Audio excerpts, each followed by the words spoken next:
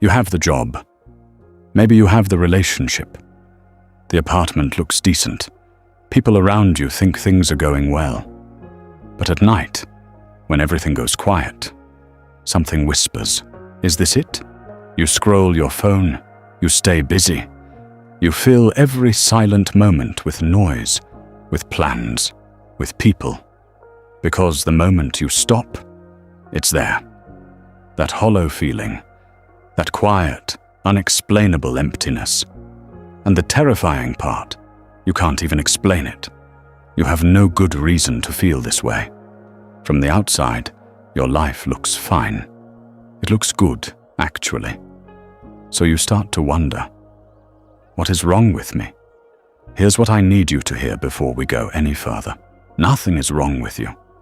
But something is being ignored. Something deep, something old. And Carl Jung, one of the most brilliant minds to ever study the human soul, spent his entire life trying to warn us about exactly this. Stay with me, because what you're about to hear is not just psychology. It is a mirror. And when you look into it honestly, you will finally understand why you feel the way you feel. Jung used to ask his patients a simple question. Not, "Are you successful?" Not, "Do you have enough?" He asked, "Whose life are you living?" Think about that for a moment. Because from the day you were born, the world started quietly sculpting you. Your parents had a picture of who you should be. Your teachers rewarded certain behaviors and punished others. Society handed you a checklist. Go to school, get stable work, be responsible. Don't ask for too much. Don't feel too much. Don't be too much. And most of us followed it. Not because we were weak, but because we were human. We wanted to be loved. We wanted to belong. We wanted someone to look at us and say, "Yes, you're doing it right." Jung called the version of yourself that learned to survive in the world the persona. The persona is the mask. The professional you, the polite you, the "I'm fine, how are you?" you. And the mask is not evil. You need it. We all do. But something dangerous happens over time.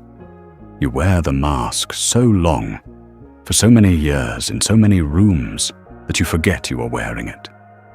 And then one day you look around. You have a career. It was the career the mask chose. You have relationships, but they were built around the mask's personality. You have a whole life, dressed, furnished, and presented perfectly.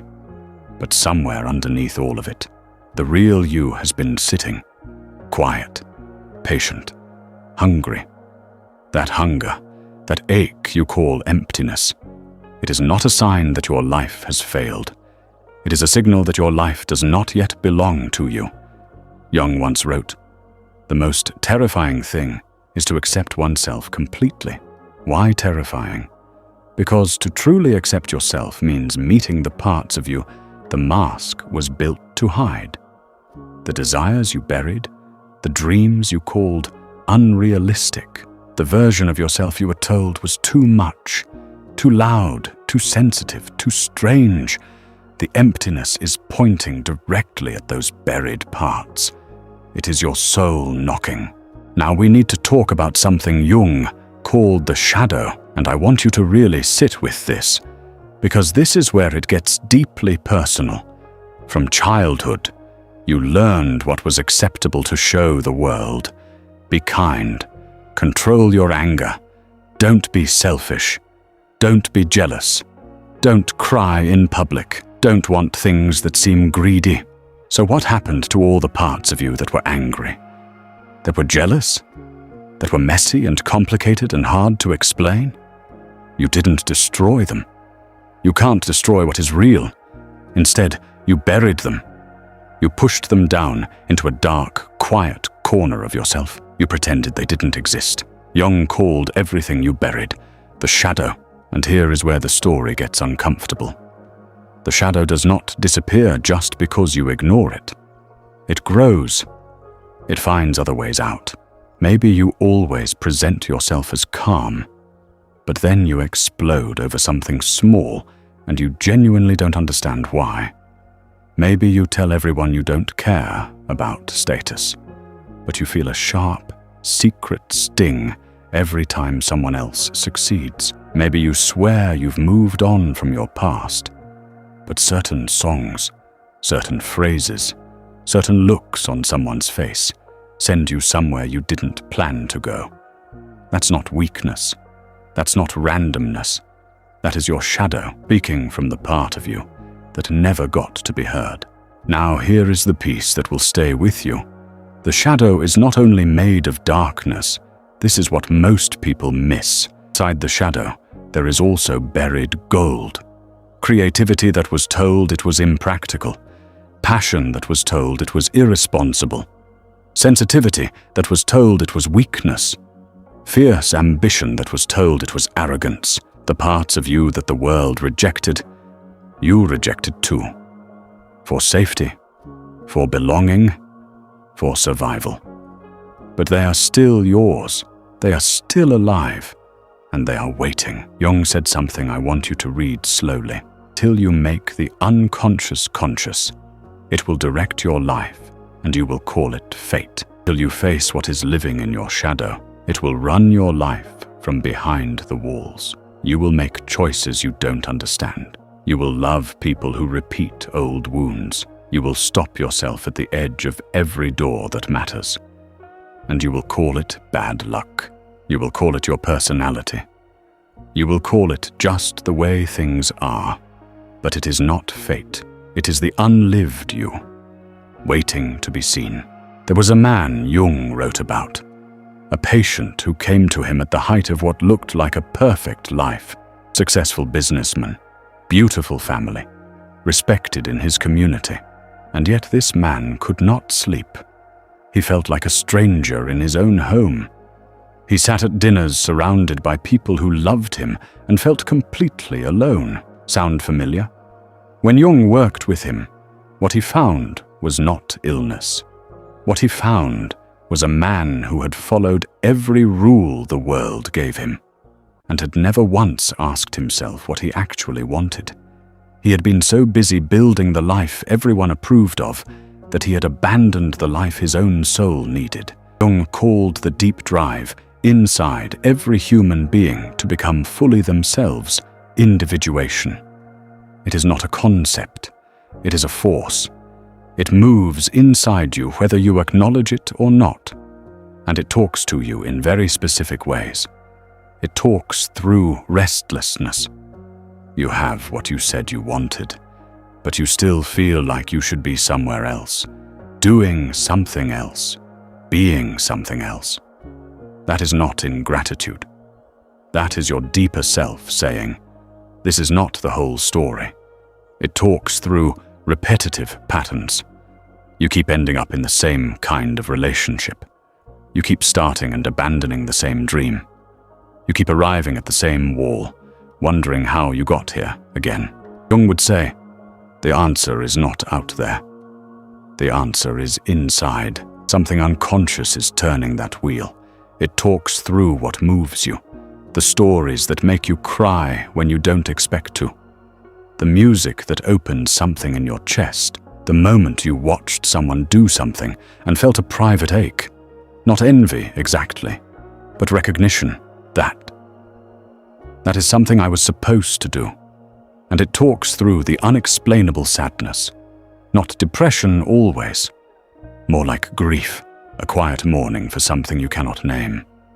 A version of your life that feels more real than the one you are living.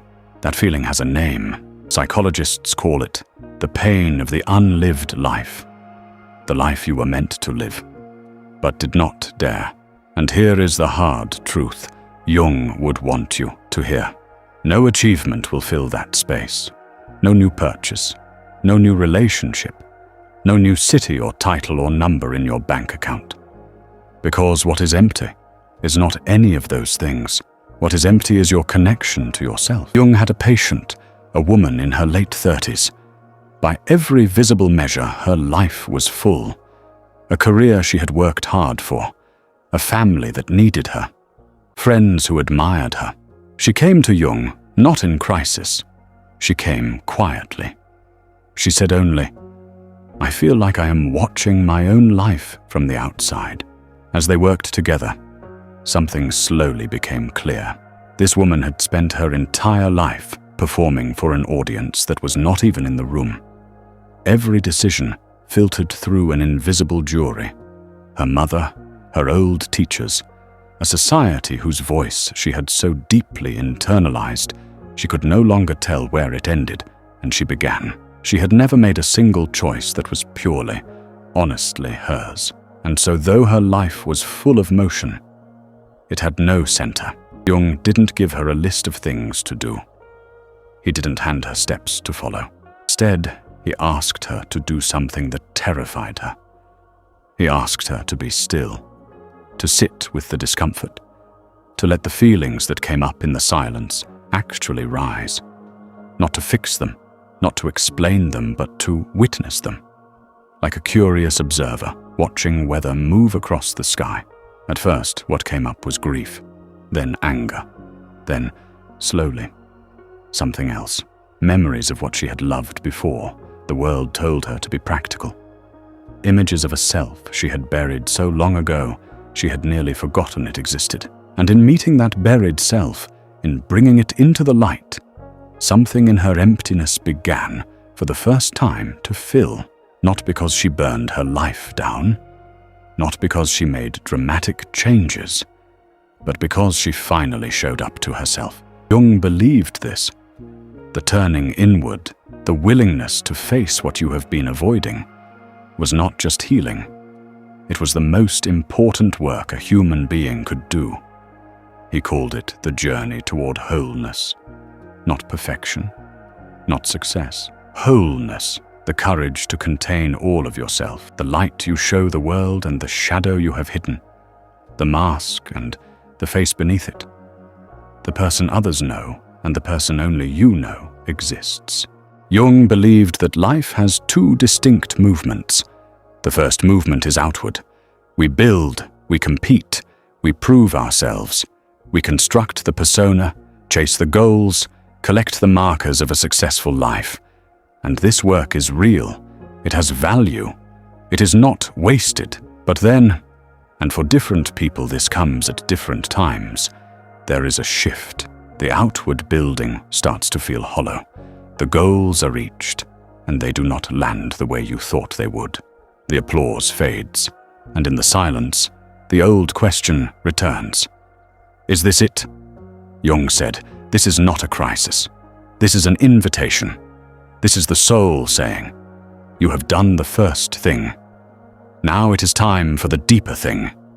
The second movement of life, Jung believed, is always inward, not to destroy what was built, but to finally fill it with something true, with you, the whole you, the complicated, unfinished, real you. The emptiness you feel is not a punishment. It is not evidence that you have failed, or that you are broken, or that something was always missing in you. It is a signal, and it has always been a signal. It is the truest part of you, the part that cannot be performed, cannot be purchased, cannot be earned by any achievement, asking to finally be known. You do not need to have all the answers right now. You do not need to burn anything down. You only need to get honest, to start asking the questions most people spend their entire lives avoiding. Who am I, really, when no one is watching? What do I want, truly, when I stop performing for the audience in my head? What have I been carrying that was never mine to carry? And what part of me has been waiting, quietly and patiently, all this time? Jung spent his life in the depths of the human soul. And after everything, after decades of sitting with patients in their darkness, after wrestling with his own shadow, after mapping the invisible architecture of the human psyche, his conclusion was simple. The privilege of a lifetime is to become who you truly are. You have that privilege. You have always had it. The door was never locked from the outside. It was only ever waiting for you to turn the handle. And that journey, the real one, the one that actually matters, begins not when your life looks perfect. It begins when you finally stop pretending it does. If something in this video felt like it was speaking directly to you, that is not a coincidence. Share this with someone who is ready to hear it. And if you want to go deeper into Jung's work on the shadow and what lives inside the darkness we all carry, that video is next.